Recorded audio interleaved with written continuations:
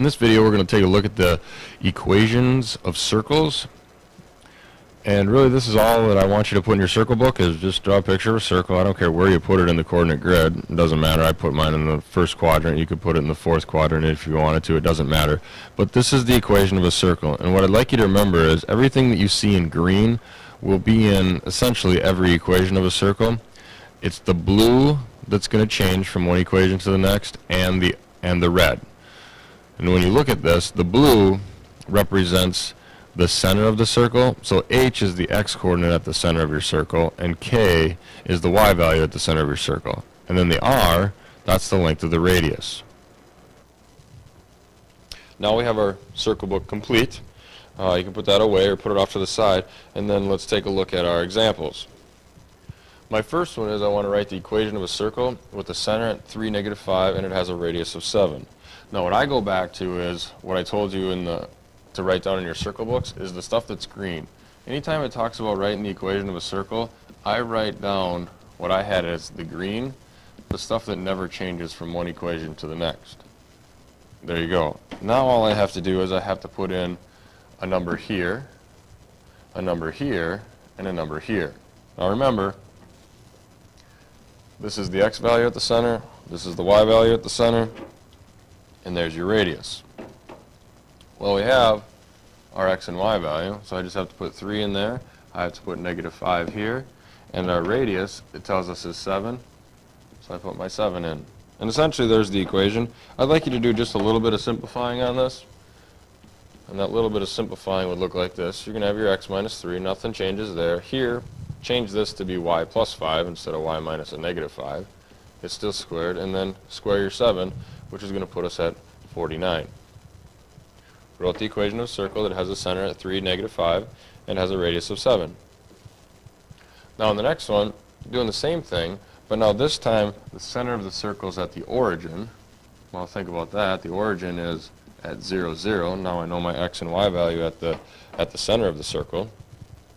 And it tells me that the diameter is 24. Well, if the diameter is 24, we need to cut it in half, find out that 12 is the length of our radius. And now we have everything we need. I'm going to go back to that equation of a circle. Here's the stuff that essentially never changes, or it doesn't change in every equation of a circle, and fill in the numbers that I know. Well, that's going to be a 0, that's going to be a 0, your x and y value at the center, and then your radius we just found out to be 12. Well, if we simplify this, x minus 0 could just be rewritten as x. Then we have the squared, same thing with the y part, and 12 squared is 144. We have written our equation of a circle with the center at the origin and a diameter of 24. Now the next one, this is a little bit more in depth, and I think a picture is going to help us out with this, because we know the diameter of the circle. It tells us that that's 10. It tells us the center is in the first quadrant, so all we know about it is that the center is in the first quadrant, and we know that lines y equals -3 and lines x equals -1 are tangents, so we're going to have this in there and this in there. We need to write the equation of the circle. So like I said earlier, I'm going to draw a picture of this. I just draw my coordinate grid. It tells me that I have a circle, and it's somewhere in quadrant 1, or the center is at least.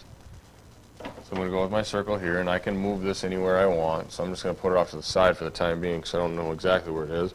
But I do know that I have the line y equals -3. So that line is going to be down here somewhere. And I also have the line x equals -1. That would be probably somewhere in this region. And now I can go back, and it tells me that those two lines are tangent to the circle, which means they're going to touch the circle at one point and one point only. So I'm going to take this circle, and I'm going to put it in here, something like that. And I'm going to make it a little bit bigger, not that it has to be, but just to make sure that my center is in quadrant 1. So it's going to look something like that. All I really need to do is I need to figure out, where is this center point? What are the coordinates of it? Well, what I'm going to do, I'm going to draw on a radius here, and I know that the radius and the tangent are perpendicular, and then I'm going to draw in this radius here, and I know that that radius and that tangent are going to be perpendicular as well. So I know that that segment there is going to have to be vertical, because y equals a number, that's a horizontal line, and I know this one's going to be horizontal because it's perpendicular to a vertical line, and that's going to help me out with figuring out how long the radius is. Because what I know is the diameter of this thing is 10, so I already know that this is 5, and I know that this is 5. So I guess it doesn't help me find the radius, I already know that, but it's going to help me find the x and y coordinate at my center. So I come down here now, and I know that the y value there is at -3. So it tells me that here. And now this is telling me that, well, I go up 5. So if I go up 5 from -3, really all I'm doing is I'm taking -3, I'm adding on that radius because I'm going up, and I end up at, oops, not negative, I end up at 2. So I know the y value at my center point is going to be 2. Now all I need to do is figure out the x value. Probably should have done it in a little different order since x usually comes first. So now I'm going to look over here, and well, I know that the x value at on that orange line is -1. So I'm starting at -1, and I have to go 5 to the right.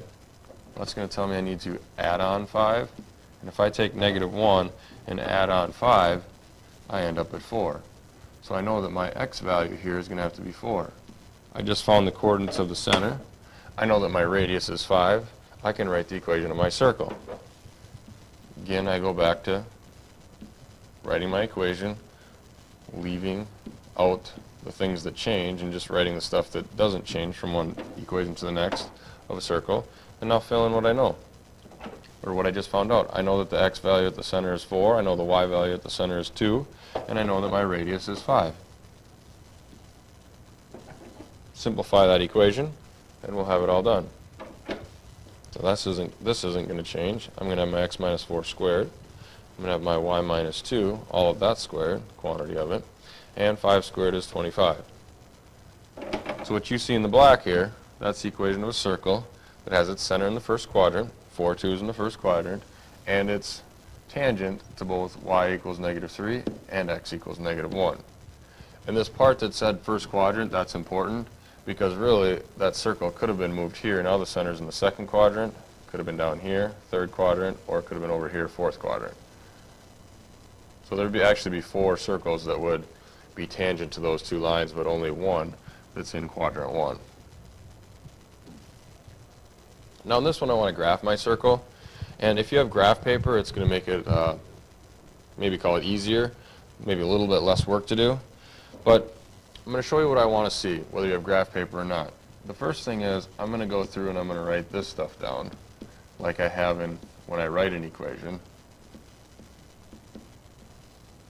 because this is going to help me out. Now all I have to do is put in, well, what number goes here? Well, that's going to be a 4, because now that's equal. But now this says y minus, but in the equation it said y plus. So what number do I have to put right here so it's going to be the same thing as the black?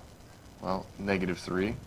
Y minus a -3, that's the same thing as y plus 3. And then my last one is, well, what number do I put right here for the radius? Well, notice that I know that that has to be r, so it's going to be r squared, because that's what I have at the end of my equation, and in the original equation it has 25. Well, essentially you're going to solve that little equation, and all you have to do is take the square root, find out that r would be plus or minus 5. If I solve that equation, I'll realize the negative doesn't really make sense for what we're working with, because the radius is always going to be positive. So I know that's 5. Now I look at this and I go, well, I know my center is at 4, -3, and I know that my radius is 5.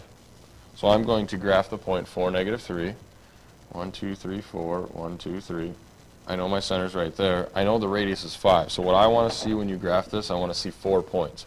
I want to see the point that's directly above the center, 1, 2, 3, 4, 5.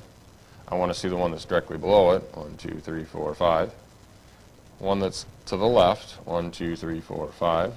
And to the right, 1, 2, 3, 4, 5. That's what I want to see. Now, try to make it look circular. I'm not going to get too picky on this. Just don't make it look like a box.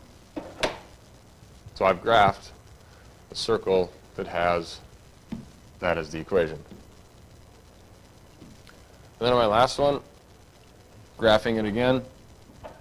And I'm going to show you one more thing on this that I want to go back because I didn't do this in the last one. If you have graph paper, this is all you have to do, but if you don't have graph paper, I want the coordinates of these 5 points on your graph. So this one we already had, the 4, -3. And then I want the coordinates up here. Well, the x value is not going to change because it's just vertically above it, but the y value does. And if you're at -3 and you go up 5, well, now you're at 2. This one, again, the x value is going to be the same. It's the y value. We're going to go down 5 from -3, so -3 minus 5 is going to put you at -8. Now on this one, the y value is going to stay the same. It's the x value that changes, so if I'm at 4 and I add on 5, now I'm at 9. And on this one, again, the y value stays as is, but the x value, 4, go to the left 5, so subtract 5, I'm at -1. That's what I'd want to see if you're making your circle with no graph paper. All right, so now let's come back and let's do this one. So again, same thing. X minus something squared plus my y minus something squared, and it's going to equal something squared. Well, notice it's just x squared in the equation, so x minus what is just x. If I put a 0 there, I have it. And then the y, oops, I didn't want that to be red though, sorry. Keep my color coding the same. This should have been a 0. This should be a 2. And then take the square root of 16, and I'm going to get that 4 for my radius. So now I know my center is at 0, negative, oops, sorry, not negative. Don't make that mistake. 0, 2, and my radius is 4. Plot my point of 0, 2. I need to go 4 up, down, left, right.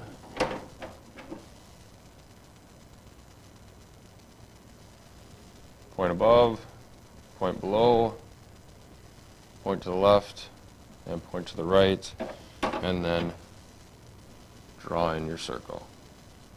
And you'd have it. And again, if you're working without graph paper, make sure that you actually label every single one of those points, those 4. Those are the only, well, 5 I should say, counting the center.